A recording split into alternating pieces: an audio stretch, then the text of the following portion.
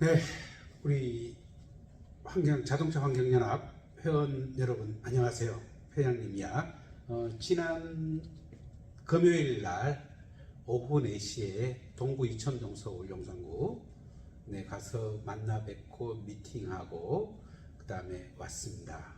그 다음에 김문수 스님께서 관련된 법규도 찾아오셨고요. 그래서 대기환경보전법과 관련해서 저희 협회가 갈 수 있는 길, 남아있는 영역 이렇게 봤는데 어떻게 보면은 저희가 좀 깊이 있게 파고 들어갈 영역이 상식상 상당히 큽니다.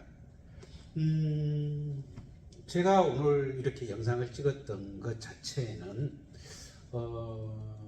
에코정비 관련입니다. 에코정비하고 관련돼 가지고 여러 가지 이야기들이 많이 있으신데 여러 학교에 계시면서 여러 사람의 이야기를 듣는 분도 있지만은 저같이 사업을 하면서 장사를 하면서 제품을 개발하려는 입장이다 보니까 다른 사람의 이야기를 한번 앞차 실수해버리면 어마어마한 손실이 많이 갑니다. 그래서 사업가들은 여러 사람의 이야기를 많이 듣습니다. 학교나 법원이나 판사나 이런 데는 뭐 중립적인 이 사람 저 사람 얘기를 듣지만은 저희는 그게 바로 누구의 이야기가 뭐가 오류가 있는지 빨리 판단을 해야 되기 때문에 사실상 상당히 민감하고요. 그 다음에 디테일하게 깊이 들어갑니다. 따지고 들어갑니다. 저는 제가 환경협회에 참여하게 된 게 딱 한 가지입니다. 가장 많이 나오는 급발진 사고, 그 다음에 자동차 화재 해결, 그 다음에 정비업 종사자 직업 연장, 그 다음에 저의 개인적인 어떤 부분은 제가 자동차와 한 30여 년 했지만은 제가 다른 영역으로 저는 제가 먹고 살, 내 평생 먹고 살 부분은 충분히 확보되어 있습니다. 크게 저는 자동차를 40년째 지금 접하고 있는데요. 급발진 사고를 제가 기분 나쁘라고 하는 얘기입니다.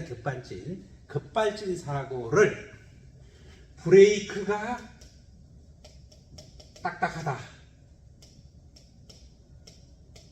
딱딱하다고 급발진 사고에 대해서 운전자 과실이다, 악셀을 과실이다, 이거를 주장하시는 분은 2차 가해 살인자라고 저는 칭하고 싶습니다. 무슨 이유에 있었는지, 왜 급발진 사고를 자꾸 운전자에게 몰아가는지, 그동안은 먹고 살기 위한 개념이라고 했지만은 먹고 살기 위한 개념을 넘어서 이거에 대해서 해결을 못하는 자동차 공학 기술자라고 하고, 이거에 대해 가지고 원인 파악에 깊이 안 들어가는 공학자들은 제발 언론의 앞에 안 나타났으면 좋겠고, 그 사람들을 하도 나타나니까 저는 이제 그 사람들은 2차 가해 살인 예정자라고 까치 험악한 말로 한번 담아 보겠습니다. 이 자동차 화재도 마찬가지고요. 이 자동차 화재와 급발진 사고를 해결하려고 하면은 정비업 종사자의 직업은 먹거리는 대단히 풍부해집니다. 제가 왜 이렇게 강하게 이야기하느냐? 자신 있으니까 이렇게 이야기하겠죠. 자신 있으니까. 수많은 사람들한테 이야기를 듣고 해결해 달라는 이야기를 듣다 보니까, 다양한 사람들의 다양한 어떤 이야기를 듣다 보니까 자신 있으니까 이렇게 당신들은 잘못된 사람이라고 이야기를 합니다. 우리 박병일 명장님께서 이 부분을 조사를 했어요. 저는 조사를 안 했기 때문에 아직 답변을 못 하겠는데요. 박 명장께서 박병희 명장께서 어떤 조건에선가 급가속 시에 하이드로백이라는 브레이크를 우리가 푸시를 바르게 되면은 이거 자체가 힘을 하이드로백이라는 게 있습니다. 브레이크의 담력의 힘을 옛날엔 기계식이었어요. 브레이크를 밟는 페달을 기계로 지렛대로 원리를 했는데 이 지렛대를 진공 압력을 이용해 가지고 지렛대를 대신해 주는 게 하이드로백이란 겁니다. 부력을 이용해 가지고 진공을 가지고 어떤 브레이크 페달에 이거의 힘을 수월하게 주는 거. 이게 딱딱해진다. 이게 딱딱해진다는 것 자체는 하이드로백이 안 먹힌다는 얘기입니다. 그거를 제가 어느 순간 언젠가 박병희 명장께서 급가속 시에 하이드로백의 진공이 형성되지 않아서 브레이크가 딱딱해진다라는 이야기를 들었습니다. 제가 직접적으로 실험해 보진 않았고요. 이거는 뭐 간단하게 실험이 가능할 겁니다. 네, 그거는 저 부분에 대해서는 저도 기술적으로 공감이 간다, 공학적으로 공감이 간다라는 부분, 어느 일정 조건에서 된다. 그 다음에 언젠가 이호근 교수님께서 이런 얘기를 하셨어요. 급발진을 해결하는 방법을 저한테 물어보셨었어요. 저는 그 급발진 해결하는 게 2만 원이면 된다. 사업 얘기를 하셨죠. 네, 2만 원이면 급발진은 모두가 다 해결 가능합니다. 단돈 2만 원이면. 급발진은 진의 원인은 연료 제어 부재입니다. 블럭 상태. 자동차에는 공기, 불꽃, 네, 압축 착하거든요. 디젤 같은 압축 착하죠. 네, 불꽃은 자동으로 생기는 거고요. 네, 공기도 돌아가면은 무조건 자동으로 유입됩니다. 거기에 연료를 재료합니다. 연료 자체가 제어가 안 되기 때문에 제불능 상태이기 때문에 급발진이 나온다. 왜 연료가 제어가 안 되냐 이거죠. 왜 연료가 제어가 안 되느냐. 연료가 제어가 안 되면서 과급이 되기 때문에 연료가 제어가 안 되는 겁니다. 그러면은 이 연료 제어를 지금까지 뭘로 하느냐? 네, 인젝터라는 게 있습니다. 연료를 분사시키지만 인젝터가 있는데 인젝터의 코일을 제어해서 인젝터를 제어합니다. 퓨엘 컷이라고 하죠. 연료 컷. 네, 감속 시에도 제어하고 컷 수없이 많은 컷을 인젝터 제어로 합니다. 그런데 이 인젝터에 기계적 결함이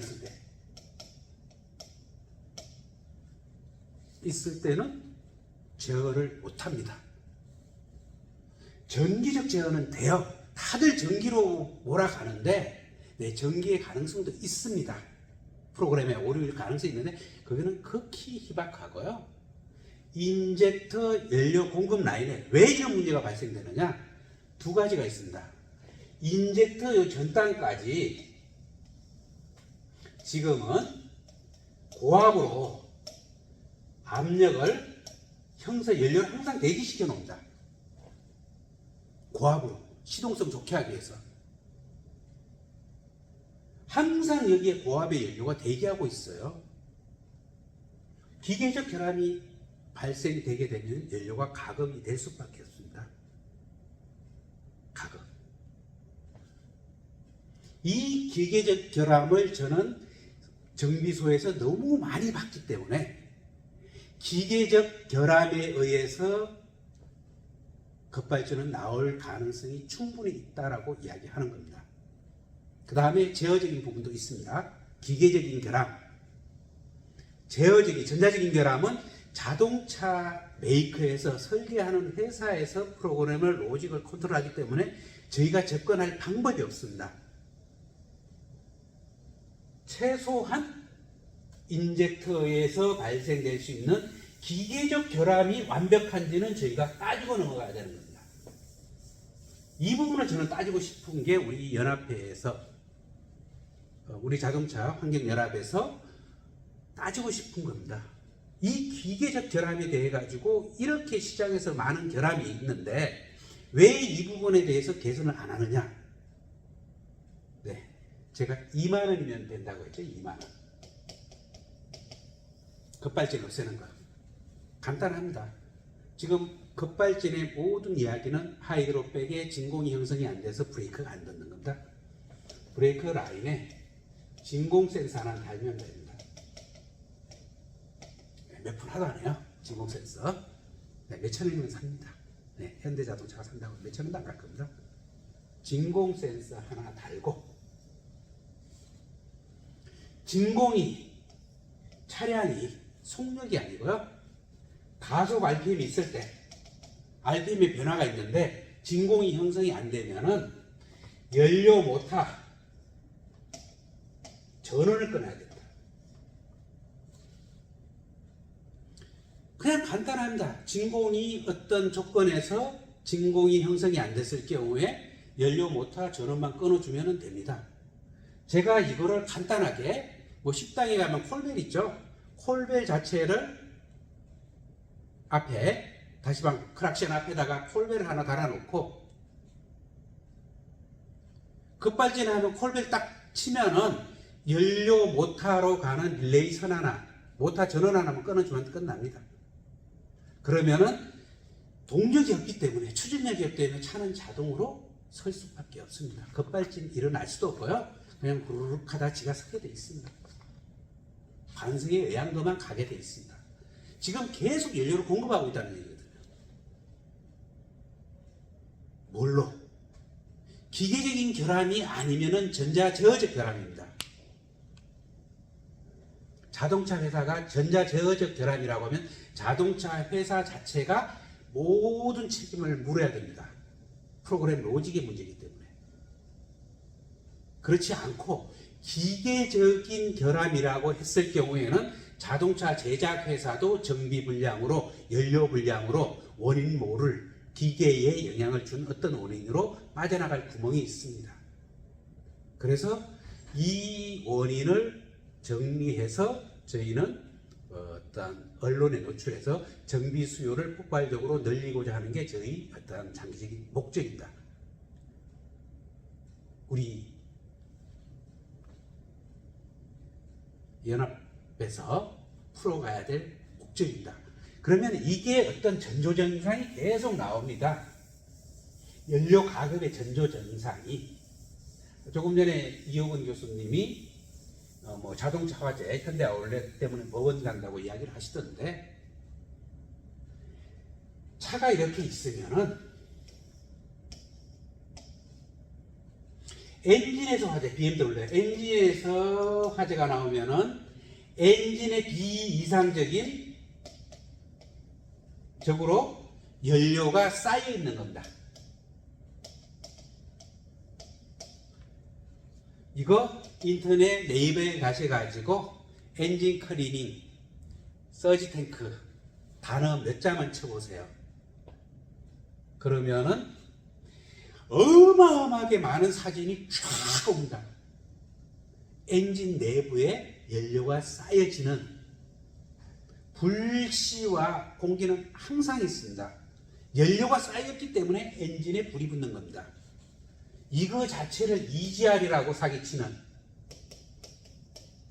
공학자,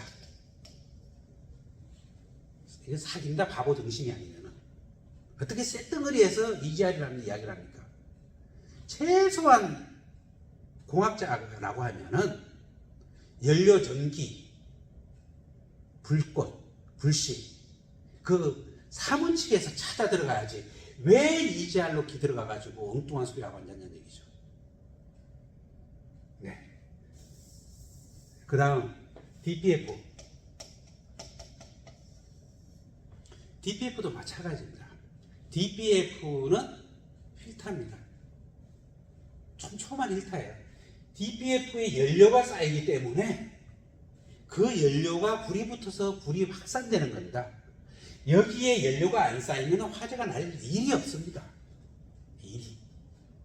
그러면은 왜 DPF에 연료가 쌓이고 엔진에 연료가 쌓였는지, 그 전조현상이 뭔지, 이거를 찾아서 해결해야 되는 게 우리 환경연합의 임무고 업무고,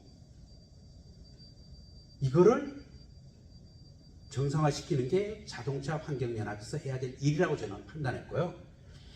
우리 아까 이제 우리 회장님하고도 이야기를 하다 보니까 여러 가지 이 기계적인 메커니즘을 들여다보다 보면은 가장 큰 게 있습니다. 가장 저는 이렇게 아까 오늘 아침에도 사기꾼이라는 명예를 스스럼없이 제가 이야기하는데요. 케미컬 정비, 그 다음에 이거를 아주 곱상하게 화학 정비 라고 표현하는 사람이 있고요. 연료 절감. 네, 저는 공학적으로 사기꾼이라고 합니다. 그냥 대놓고 좀 이해하세요. 왜? 하도 많이 시달리고 하도 많이 설득당해보고 하도 많이 뒤통수 당하고 결론은 그렇게 돌아가더라. 아우 사기꾼이라고 생각하고 말을 끊는 게 제가 가장 현명한 방법이지, 이거를 말꼬리 가지고 왜 그러면은 왜 좋다고 이야기하는 제가 뭔 말을 하겠습니까? 뭔 말을 하겠어요. 그래서 화학 정비라는 거는 어떻게 보면은 클리닝이다. 때 닦는 거.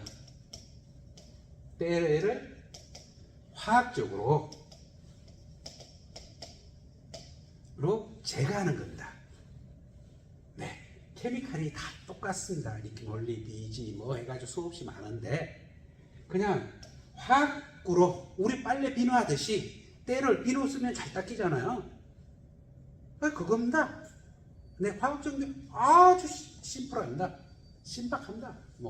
저 혹했어요. 뿅 갔어요. 매연이 검게 나오던 것 자체가 케미칼 하나 넣으니까 한순간에 매연이 하나도 안 나와. 검사장에 가가지고 빠꾸 맞은 게 돌아서면은 괜찮아.